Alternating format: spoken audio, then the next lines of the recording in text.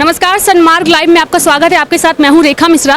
कहने को देश तो हमारा आज़ाद हो गया है, लेकिन अभी भी कई ऐसी विदेशी चीज़ें हैं जो हमारे देश पर हावी है। और कहने को हम आज़ाद हो गए हैं मैम, लेकिन हमारा देश अभी भी देखा जाए तो गुलाम है। इस वक्त मेयर आशा लकड़ा जी हैं, हम इनसे जानेंगे और उनसे जानेंगे कि इस कार्यक्रम का जो उद्देश्य है उस पर आप क्या कुछ कहना चाहेंगे।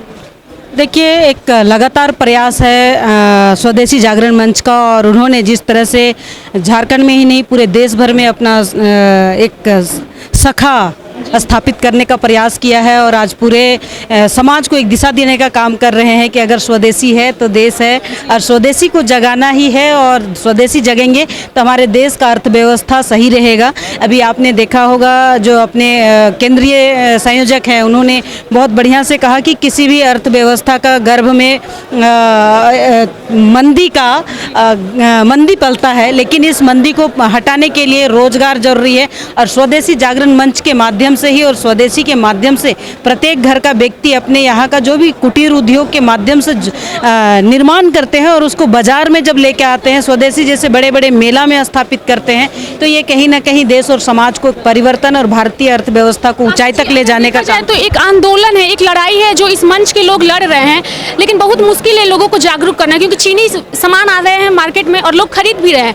बहिष्कार करने की बात करते हैं, लेकिन खरीदते ज़्यादातर वही है। अगर हम दीपावली की बात करें तो चाइनीज लाइट लोग खरीदते हैं, तो कुम्हार का जो है वो थोड़ा रोजगार उस पर असर पड़ता है। तो लोग जागरूक होते नहीं है, तो कैसे उन तक पहुंचा जाए? आपको मालूम नहीं होगा, क्योंकि झारखंड सरकार ने माटी कला को बहुत प्रोत्साहित किया है। शायद अगर ये स्वदेशी नहीं होता तो शायद आज अगर आप देखेंगे तो जगह जगह पर कुल्हड़ में चाय, अभी एयरपोर्ट में सभी जगह कुल्हड़ की चाय मिलेंगी, दिया मट्टी का जलेगा, ऐसे करके लोगों। लेकिन हाँ, कुछ चाइना माल आए थे, उनका बहिष्कार लोगों ने खूब जोर तरीके से किया है। पूरा देश का बच्चा से लेके हर तबके का लोगों ने इसका बहिष्कार किया है। आज भी मार्केट में चाइना माल है, लेकिन जो बहुत नहीं के बराबर है, सभी जगह नहीं है। लेकिन आप माटी कभी कम नहीं होता है, और मट्टी का दिया हो चाहे स्वदेशी हो। आज खादी में जिस तरह का प्रोडक्शन हुआ है, नया तरीके से नए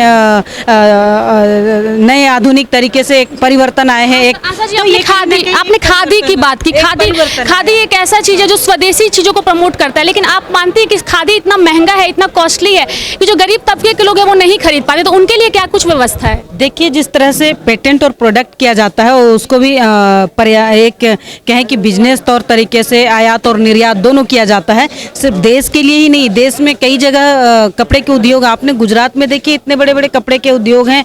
और आज सरल और सहल रूप में गांव की भी एक साधारण सी महिला भी अच्छी साड़ियां पहन पा रही है, अच्छे कपड़े पहन पा रहे हैं। खादी है, खादी को हमने पेटेंट किया है, खादी को एक बढ़ावा दिए हैं कि गाँव का जो खेती होता है, खादी का निर्माण के लिए एक छोटा सा पिल्लू है, पौधे हैं, उसका कुआं निकलता है, रेशम निकालते हैं। तो ये गांव की महिलाओं के विकास के लिए, स्वदेशी को जागृत करने के लिए किया है। लेकिन जब वो उत्पादन होते हैं और इसका निर्माण होता है, तो उसको व्यापार करने के लिए, उनको निर्यात करने के लिए बहुत अच्छा एक जगह है, और भारत को आगे ऊंचाई तक पहुंचाने के लिए बहुत बड़ा केंद्र है। चलते चलते एक आखिरी सवाल, आशा जी, दर्शकों से कैसे कहेंगे कि विदेशी वस्तुओं का त्याग करें और स्वदेशी चीज़ों का इस्तेमाल करें? क्या मैसेज देना चाहेंगे?